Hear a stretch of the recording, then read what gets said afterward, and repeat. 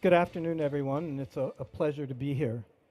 Uzma and I are going to give you a high-level overview of newborn screening in the U.S., what it is, how it works, a couple of notes on a historical perspective, and the impact on children and families. We have our, can we have our slides? There we go. So the first feature that I want to mention about newborn screening is that it's aimed at the identification of treatable conditions before permanent harm is done. In the US, every year, about 3,000 babies test positive for one of these severe but treatable conditions, to put it in perspective. The second feature I wanted to mention is that newborn screening is a mandatory program. Every baby born in the United States is tested at birth. That sets newborn screening apart from other targeted screening programs where patients generally opt in to testing. The process of newborn screening begins at the hospital within hours after a child's birth.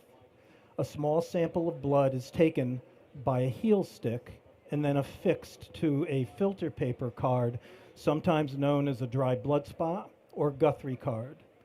These cards with the sample are transferred to a testing facility, very often a public health lab within the state, and the results are returned back to the hospital and the physician within a few days. Now, like many public health programs, newborn screening was born from advocacy. Having been touched personally by a condition called PKU, a severe and debilitating metabolic disorder that needs to be treated immediately, Dr. Robert Guthrie not only developed a test for newborns for PKU, but he developed that process that I just showed you in the earlier slide. And of course, he advocated tirelessly for widespread screening for PKU.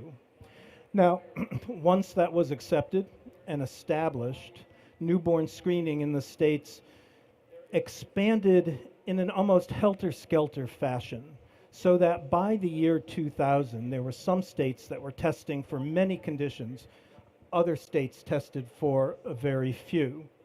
And around that time, the federal government stepped in and, working with the American College of Medical Genetics, developed guidelines for newborn screening and also established an advisory committee on heritable disorders in newborns and children, that function being to advise the Secretary of Health and Human Services on newborn screening.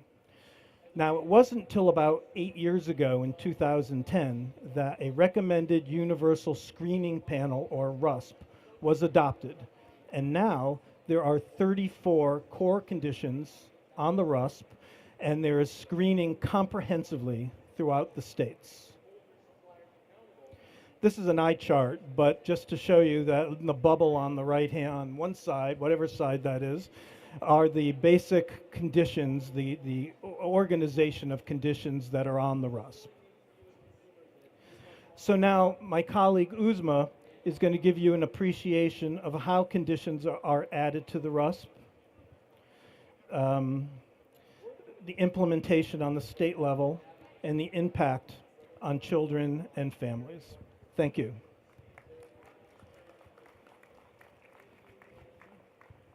Thanks. Hi, I'm Usma Atif. I support rare genetic disorders within the Global Medical Affairs team at Shire. So, thank you, Tom, for the introduction. So in the US, in terms of the major recommendations that are required for a condition to be nominated on the RUSP, it requires a wealth of clinical evidence, large-scale anonymous pilot programs, as well as individual state interest. In addition to that, there are multitude of stakeholders that are involved in this process, and they are academic institutions, patient and advocacy, as well as newborn screening labs within the various different states. Okay. Okay. So even though the RUSP recommends certain conditions to be put on newborn screening for the states, it's really up to each individual state to then further nominate it and recommend it for screening, right? So that's 50 states, each one responsible for nominating and recommending these conditions. So hence, it takes a long time for the whole process to occur. So our responsibility collectively is to make a difference and make that more efficient, right? So as Tom said before, there are 34 conditions that are on the core and 26 that are secondary. However, there are 7,000, so let's put this into perspective, 7,000 rare disorders, right? The FDA has approved approximately 500 or so. So that means that 5% of rare disorders have a treatment for it. So we have a lot of work that needs to be done collectively, right? So, okay, next slide. So despite the RUSP, the states, individual states remain responsible for nominating and recommending individual conditions. However, there are a few states, and I wish there were more of these, California and Florida, for example, where they have said that any condition that is recommended by the RUSP will be put on their newborn screening panels, right? However, there are other states who have conditions that are not nominated by the RUSP. And these are, for example, Krabbe in New York and the state of Missouri.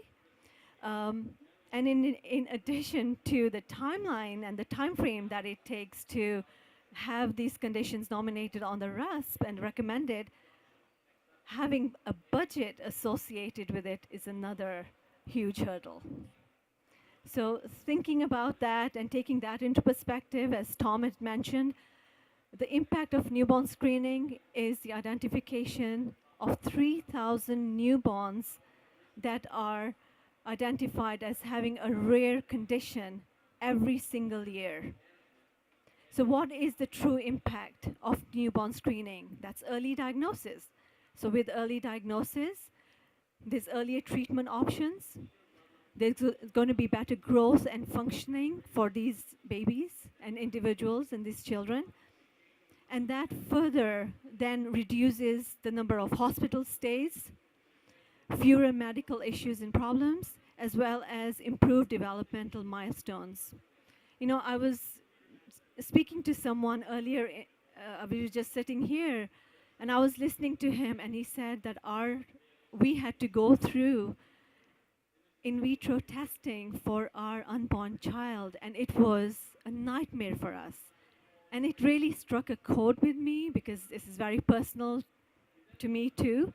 And so I would really like to say and emphasize it is critical that we provide information for parents. You know, we provide the results, not only share the results, but tell them what they actually mean. And then provide ongoing education, emotional and relation support for these individuals.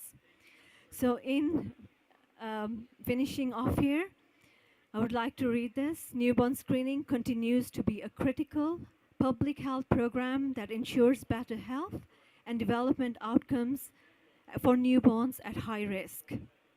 And the identification and treatment of rare diseases will take our collective effort and action to make a true difference in the lives of patients and families with rare diseases. So thank you.